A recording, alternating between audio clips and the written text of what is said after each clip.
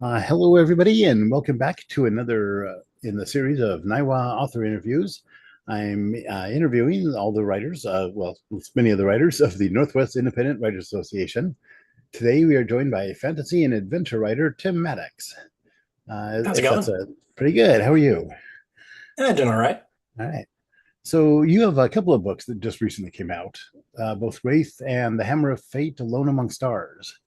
Yep. Can you tell us about these two, and are they related or are they two completely separate things? They're completely separate things, Okay. so they both have different origins. Wraith is the first one that came out this year. It came out in April, and it originally was published by Sallyport Magazine. So from there, I can make the argument I'm a professional author now instead of just a self-published author. So that's really nice. It's the best way I've come around to describing it is you take the idea of the Western with the lone gunman who shows up at a village or a town in this case to defend it from a group of bandits, transpose that into a fantasy setting with the more magic and everything, and a bunch of foreshadowing elements you need to pay attention to. And Hmm. that's kind of the gist of what you'll end up with in Wraith.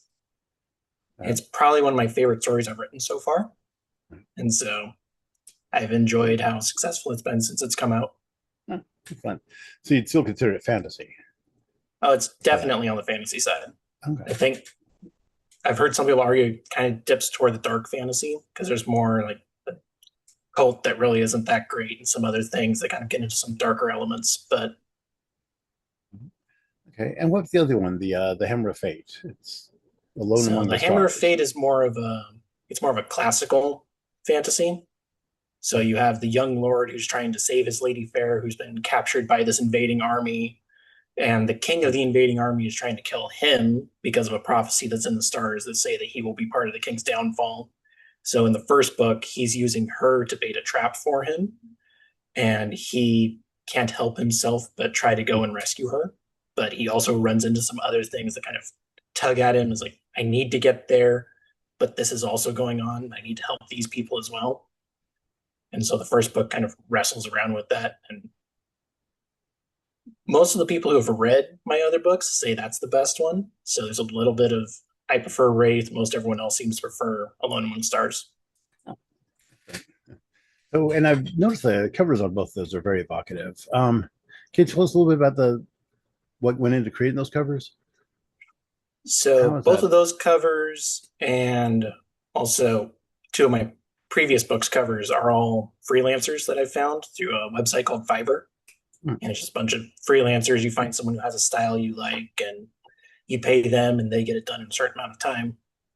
For Wraith, I don't remember quite how I came about having the minimalist idea for the cover style. I actually have it here so I could Yeah. show people. Bring that up. So looks like that. So you've got the big shadow of the wraith, and then you've got Aaron, the main character, is kind of standing in front of the rest of the wraiths. And I kind of Hmm. like that, evoking the idea of the one guy standing by himself against this kind of overwhelming force, which is kind of the climax of the story. It's him against all these wraiths, but he does have some secrets that can help him out. And then with Hammer of Fate, uh, Western for a different reason. I like a bunch of old Louis L'Amour books. So Louis L'Amour is one of my favorite authors, and a lot of his books, when you find them in paperback, they have the square of an illustration and then the title and his name. Although I think sometimes they're reversed. And so I just wanted to have something similar to that, but also having a scene from one of the chapters in the book here. Uh, Ward is rescuing the kid from a giant spider, and that's chapter 3. That's And so that's kind of where I came with those covers.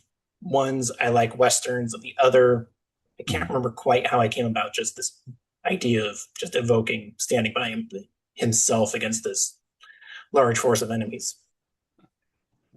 things. So you also let's see, you have several other books out as well. So Yes. your very first novel, Forest Flight, hard to Yes. say there.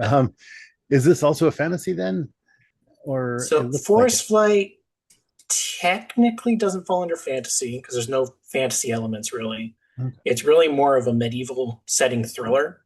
So right at the beginning, the main character's carriage gets attacked and she flees into the forest and then is trying to make her way through the wilderness to her father's castle on the other side while the brigands are chasing after her. And there's a couple places in there that I've done hikes in the Cascades. Like, oh, this is some interesting geography. And I threw those in that she has to interact with. It also has a little bit of a Oh, quirk that there's no dialogue. oh, So, but it's not that long of a book. But I wanted to try out how the self publishing through Amazon KDP went. So I wrote that story and then kind of went through all the paces of here's how you do a book and all that. It was a fairly expensive endeavor, but I learned a lot of oh. good things out of it. So How so was it expensive? I mean, what did you do that was? I made a lot of choices when Uh, it came to marketing for something that doesn't cost that much to buy. oh, okay. So there's a lot of, okay, I I'm should just do curious. this and this and this. And it's like, well, that's a lot of things I spent money on that didn't really return a lot in value. So, Yeah, but they've helped me with my later ones. Like, this is actually a good place to put your money. Don't put it over here when trying to find it. yeah. It's all a learning experience then. Yeah. But, yeah. So, and you also have a collection of short stories I saw, Yes. which seem to be multi-genre. There's all sorts of different It things in it there. is all over the place. Yeah. As when I've done a lot of event tables, and when people ask what my books are about, I basically explain what the others are, and then I go to in the reads and say, and this one requires the menu, and there's a Right. little list of all 14 stories next to it Hmm. because there's all over the place. There's fantasy, sci-fi, westerns, a spy thriller, a memoir from October period of COVID, Oh, some literary fiction, which those two in particular are the ones that everyone seems to like out of the book. But it's just all over the place. oh. So, but those are all from you, written over the last several years, I guess, or a few It's all years. from about a 1 year period. Oh, So I was taking part in it's a website called readsy.com. I'm sure a lot of authors might be familiar with it if they've seen any commercials mhm. going on YouTube. But they have one of the things they do is a writing contest where they send out 5 prompts, usually on Friday, and then you have until the next Friday to submit a 1,000 to 3,000 word story based on one of the 5 prompts. So it's kind of speed writing. It's like, how quickly can you get an idea from one of these 5, write it down, have it good enough that you're willing to submit it. And so that's the about a year-long period that I was undertaking. That is where all those stories come from. Oh, And that's why the genres are all over the place, because you get these prompts and you're like, well, this makes me think of this. So I'm going to write a story based on that. And then a couple weeks later, another one's like, oh, that one's really good, but that is nothing like this. that sounds fascinating. Yeah. So, good way to do that. So you've studied history. So I read that in your bio that you've Yep. done that. Do you have a degree? Was that your degree or your focus, or is this So something you're I very didn't get a interested in? degree in history. And the reason I always told people I didn't get a degree in history is it's hard to make a living off of a degree in history. So I actually got my degree in engineering, but I've always been fascinated by history.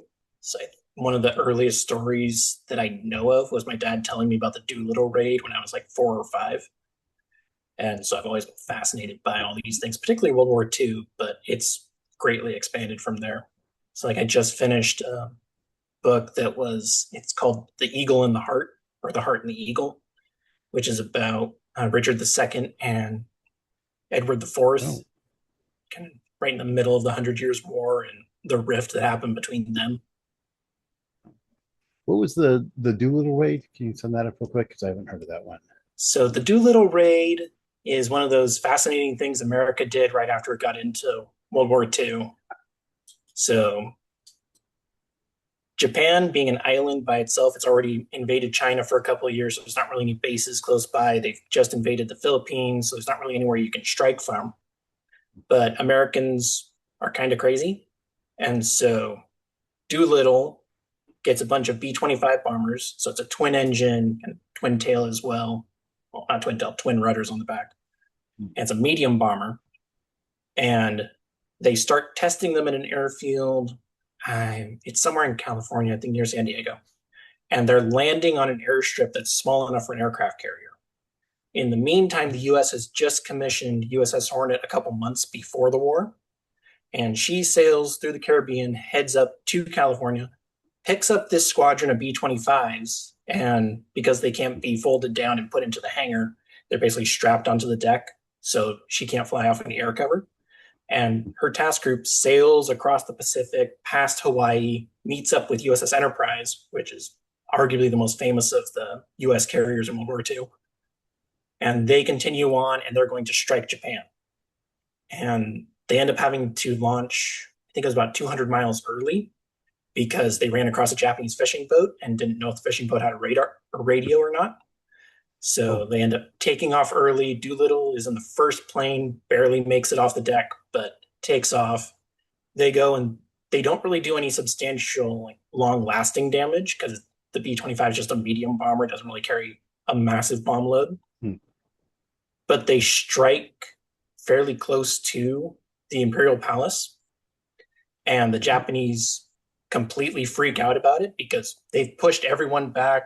At that time, I think the Kido Butai, the main strike force of Japanese aircraft carriers, is just coming back from the Indian Ocean raid. So they've gone all the way into the Eastern Indian Ocean, wiped out a bunch of stuff there.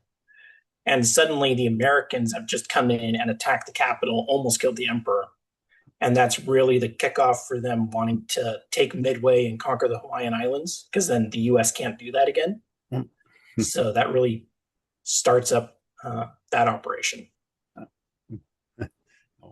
But the American flyers can't land over Japan, so they have to try to make their way into China and bail out.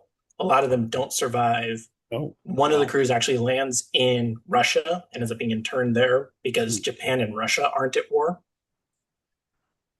And Japan ends up going on this kind of murder spree of China trying to find these aviators that attacked Japanese soil. It ends up being a pretty horrific thing for the Chinese that are helping Doolittle and the aviators out. But it's one of those early stories of World War II that I've always been fascinated by, or at least from the American side. Yeah, that just imagine that escape afterward has got to be its own incredible story. Oh yeah. From there.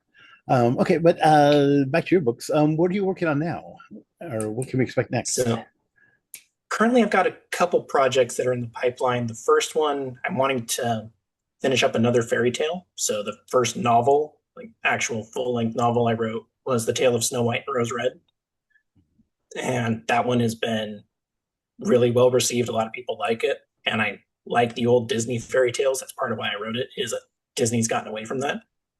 And so I'm working on East of the Sun, West of the Moon, which is another really good fairy tale I like. The opening has been fighting me for about a year. It doesn't quite want to get the hook right, so I've been rewriting it fairly constantly. Then I'm also working on the 3 remaining books for the Hammer of Fate.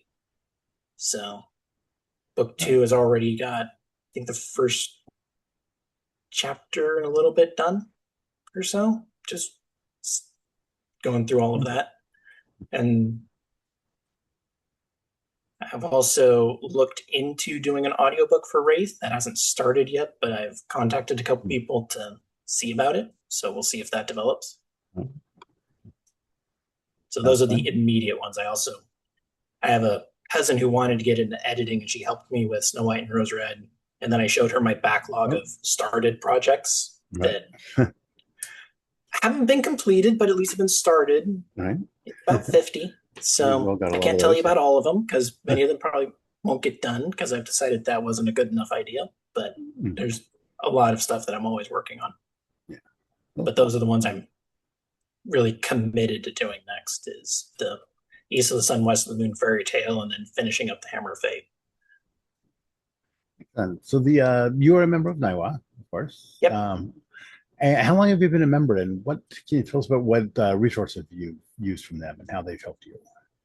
So I became a member middle of March last year.